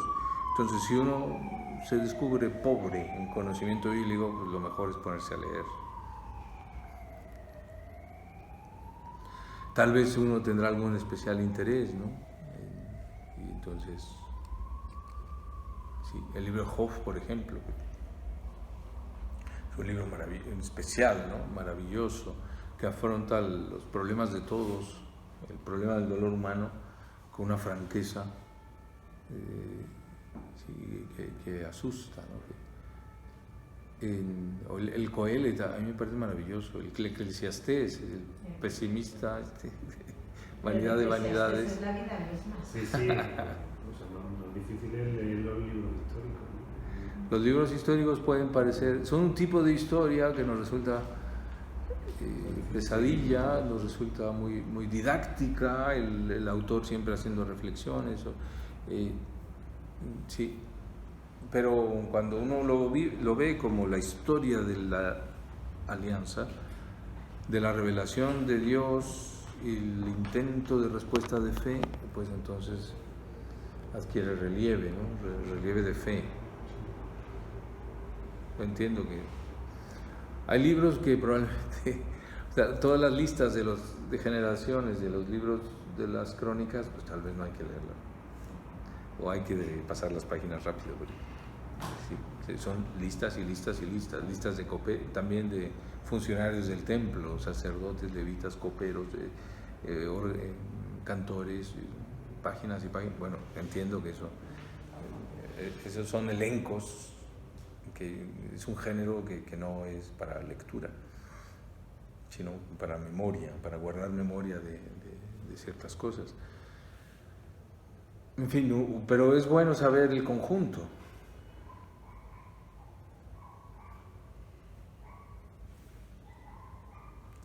Muy bien, ¿qué hora es?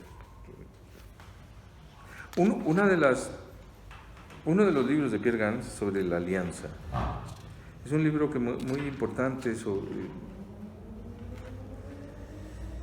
Empezamos. La alianza con el creador de todas las cosas. Un aspecto destacado de la enseñanza de Pierre Gans sobre la Biblia se refiere a la importancia de la categoría de alianza. Una falta grave de la catequesis, nos dice nuestro teólogo, es la de desarrollarse sin referencia a la misma. Sin ella no se puede relacionar adecuadamente la fe con los sacramentos.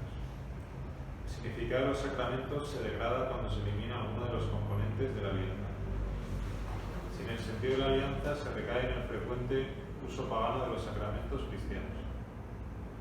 Una página de síntesis de catequesis sobre la alianza, la Trinidad de Dios, amor divino, se hace humanamente perceptible en el espíritu que da vida a los sacramentos y mediante ellos.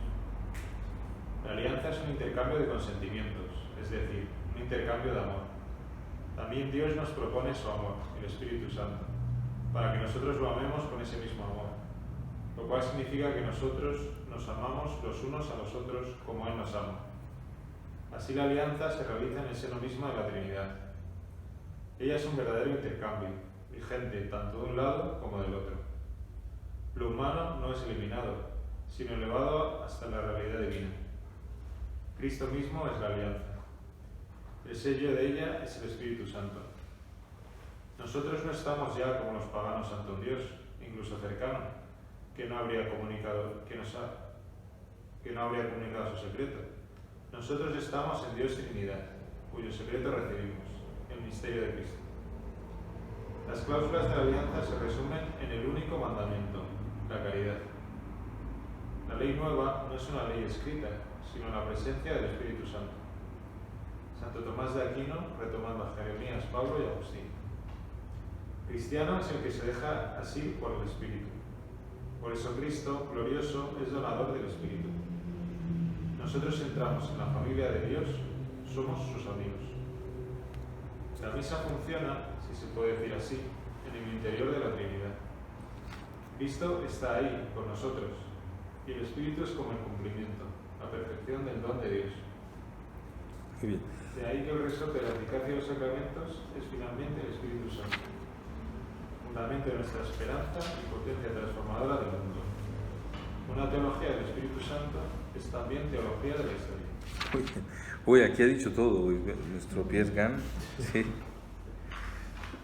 Notemos lo que se dice al principio. Una falta grave de la catequesis es la de desarrollarse sin referencia a la alianza. Hacemos poca referencia, la alianza con Dios y vivir los sacramentos como alianza. El libro de la alianza de Pierre Gans es una catequesis sobre los sacramentos. Es una intuición que él tiene. Juan Pablo II también lo decía respecto de la confesión. Sin la teología de la alianza no se puede no confesar. Sí. O sea, he quebrantado las leyes. Bueno, eso no es confesarse. He ofendido al amor de Dios. Eso es confesarse. Sí. He ofendido al amor de que Dios ofrece en la alianza. Eso es confesarse.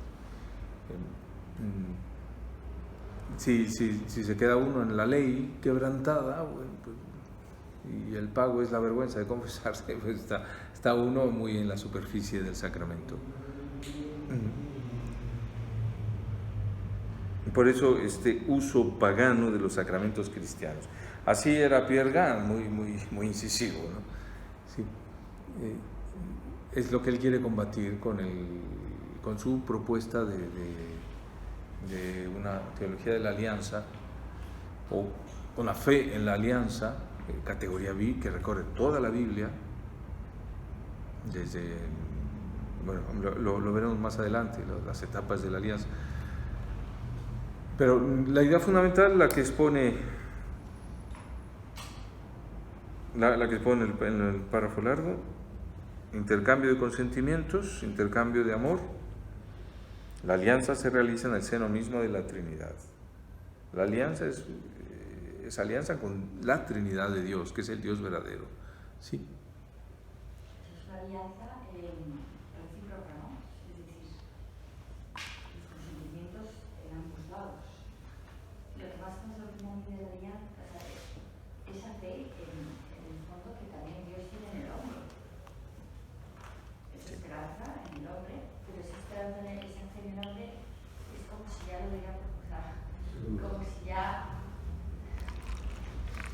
más gracioso, ¿no? Es lo más gracioso. Es como si... A ver, no es así porque no es así, pero da la impresión como si le quitara libertad al hombre, porque él confía tanto que es que casi ya le... Que le quitara libertad al hombre. No, no se la quita, pero la fe de Dios en el hombre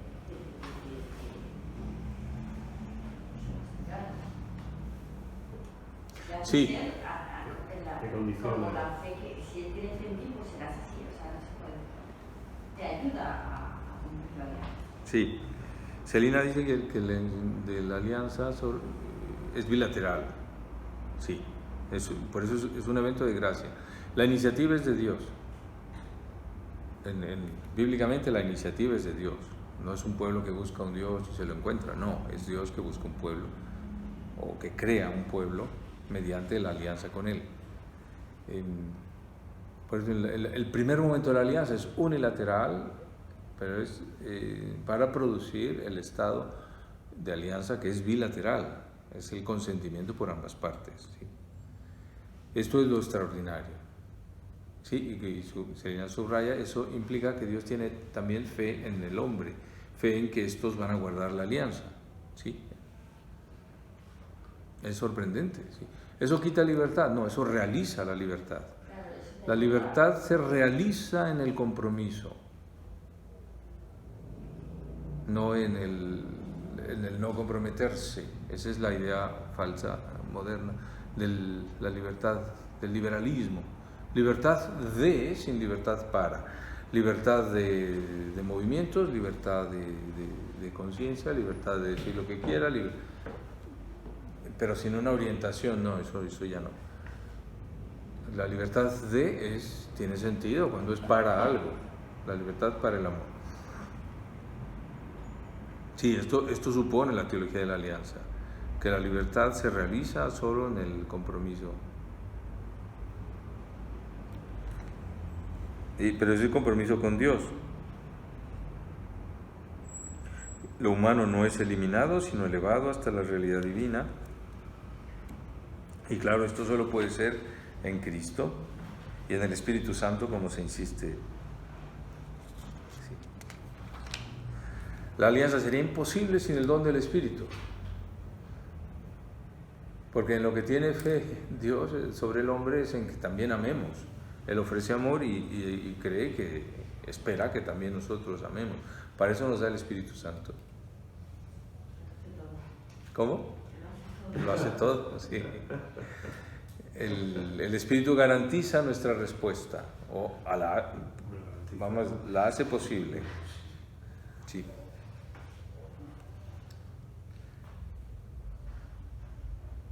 Muy bien. Esta es una página así de teología de la alianza, así muy resumido todo, muy densa. Están todos los elementos, la Trinidad, la voluntad de Dios de hacer alianza con los hombres, Jesucristo, que es personalmente la alianza. Él es Dios y hombre. Él es la garantía de que la alianza no fracasará. Y el don del Espíritu para que nosotros podamos vivir en Cristo, también la ley de la caridad, que es la ley de la alianza. ¿Es la garantía de que no fracasará? Jesucristo, sí, Él es la alianza realizada.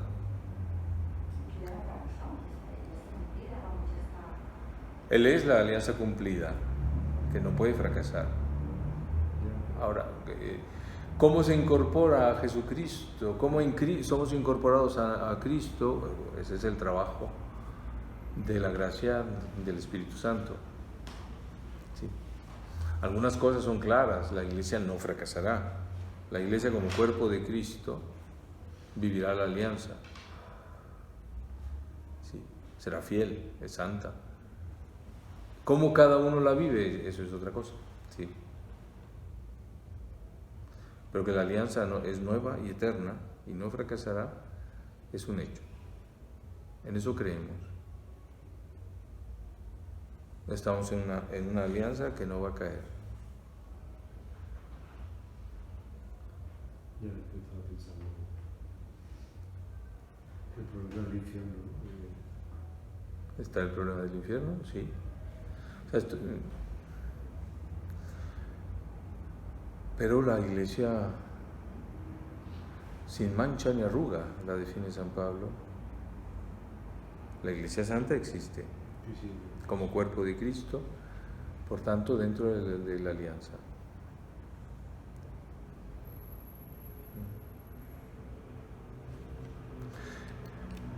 Pero esto hay que vivirlo en la historia, y es en lo que entra ahora. ¿Sí, Eugenio? No digo que ese infierno esté fracaso.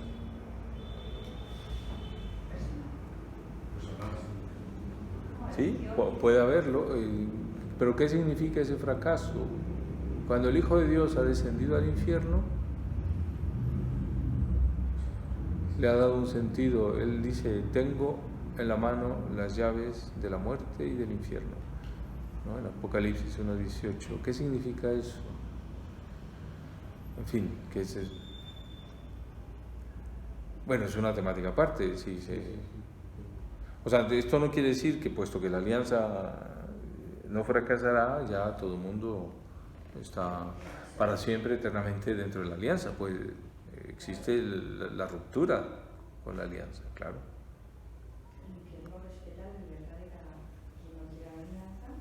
Dios la respeta, sí. Sí, la alianza es libre.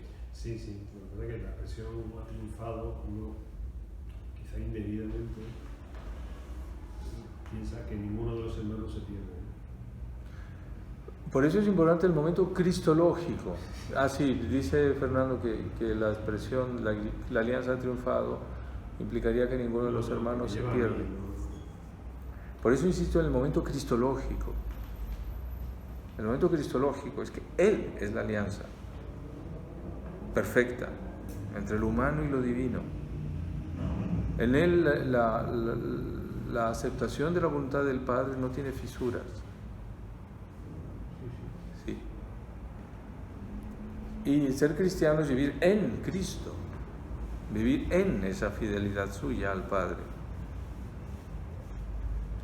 Y esto, esto abre la perspectiva de la alianza al misterio de la Iglesia. Cristo no absorbe la alianza, sino que fundamenta la alianza como existencia de la Iglesia santa, que será fiel hasta el final. Las puertas del infierno no prevalecerán contra ella. ¿No? Es la promesa de Jesús. Sí. O sea, la puerta que no se cierra, ¿no?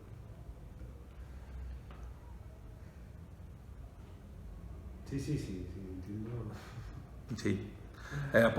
Escatológicamente los textos están en el Apocalipsis, la esposa del Cordero, la esposa que ha sido fiel, sí, se desposa eternamente con el amor, en el amor de Dios. La alianza no va a fracasar. Sí. Que alguno se quiera separar de la alianza, sí, claro. Eso es posible. Pero es que si no, estaríamos en la antigua alianza. Si no afirmamos que la alianza no va a fracasar, estaríamos en la antigua alianza. No se habría realizado ya la promesa que aparece en Jeremías y en Ezequiel de una nueva alianza, que no será como la que hice con vuestros padres, dice el texto de los profetas.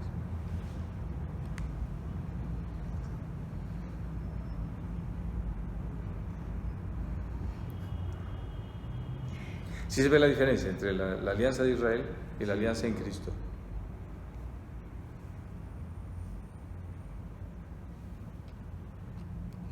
En fin, por eso es bueno conocer la historia, las etapas de la alianza, que es en las que entra ahora Piergan. ¿Leemos? Pero nosotros ya no. Ya no entramos en ello. Pues, Gracias. feliz Navidad. Madre mía. Gracias.